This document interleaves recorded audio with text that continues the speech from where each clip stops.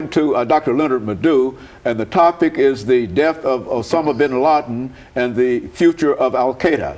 And of course, Dr. LMadu2, let's continue our conversation that you were giving us some information in reference to some of bin Laden's activities before he became famous, or more famous. Let's talk about it from that perspective. Yeah, in Afghanistan, he was protected by the Taliban under Mullah Omar.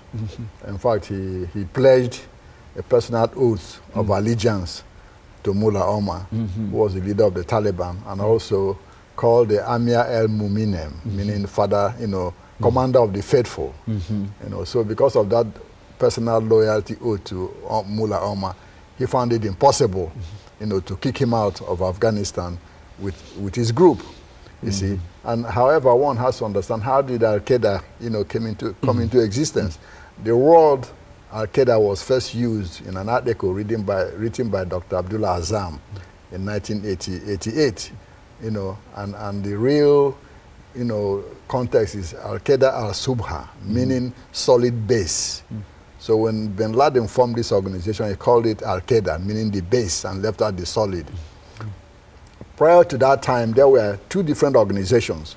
You had the Egyptian Islamic Jihad, led by Ayman al-Zawahiri from Egypt.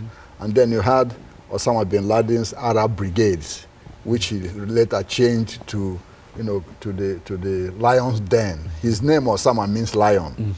Then in 1998, he and Zawahiri organized an international conference of terrorists in Afghanistan and merged their two organizations to become Al-Qaeda. Yeah, exactly, in 1998, under Taliban protection.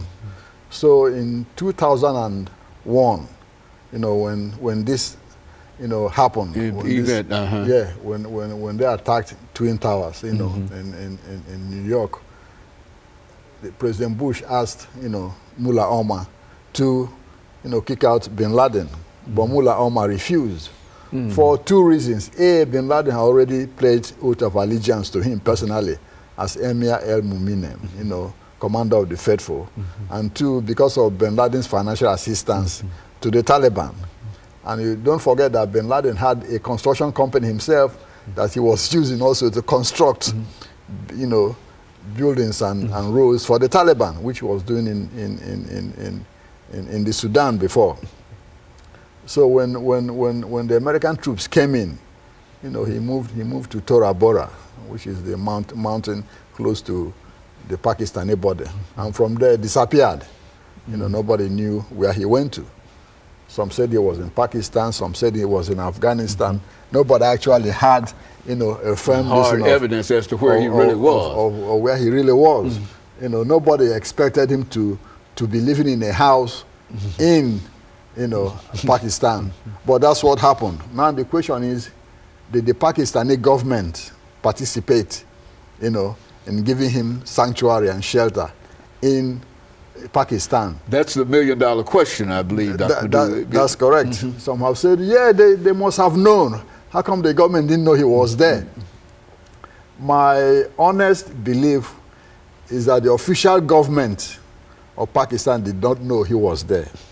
But the unofficial, I mean rogue elements in the intelligence service, in the army and all this, knew he was there, and they facilitated his protection. My belief in this arises from two different angles.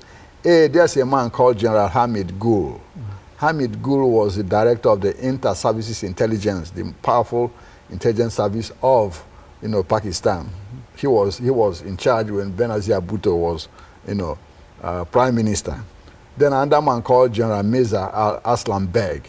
He was chief of staff of the Pakistani Armed Forces. Both of them are anti-American, pro-Osama bin Laden. In fact, bin Laden met, General Hamid Gul in 1993 in Peshawar, Pakistan. Since then, they've been friends. So my hunch is that Hamid Gul and Aslam Beg and other elements of the who were ex-Pakistanis, officers, facilitated his, being in Pakistan with other Al-Qaeda operatives, because both of them were firm supporters of Osama bin Laden and Al-Qaeda, and also other what we call terrorist groups, which LMadu2 called Islamic militants, fighting against Western, oppression. Now, so this is the group that the president talks about, his support group in there. And some people have thought it might be the government, but you're suggesting that perhaps it was not the government. No, for some reasons. During the government of General Pervez Musharraf, who was the president of Pakistan from 1999 till about 2008, okay, Al-Qaeda tried to assassinate him 2 times. One on December 14th, 2003, again on December 25th, 2003. So Musharraf wouldn't have, signed on protecting those who want to assassinate him, period. Now, under the present government of Asif Zardari, who is the husband of Benazir Bhutto, it will be impossible too, because Al-Qaeda assassinated his wife, and they will assassinate him if they have the opportunity. Now, some people might say, well, Zardari doesn't actually control the government, which in a way is true, because Zardari is a democratically elected government, president of Pakistan. But actually, the military runs the government from behind. Okay, so those 2 factors makes it impossible for the Pakistani, official government and military to facilitate bin Laden's stay in Abbottabad. But like I said initially, Abbottabad is not new as a place for terrorists to hide. In fact, during the government of President Pervez Musharraf, one of the most important Al-Qaeda operatives, Abu Faraj al-Libi, was captured, In that same city? He lived in Abbottabad. He lived in 3 houses. The first time Musharraf's soldiers went there to capture him, he had 3 houses he lived in. They went to the first house, but he was staying in the third house, so he escaped.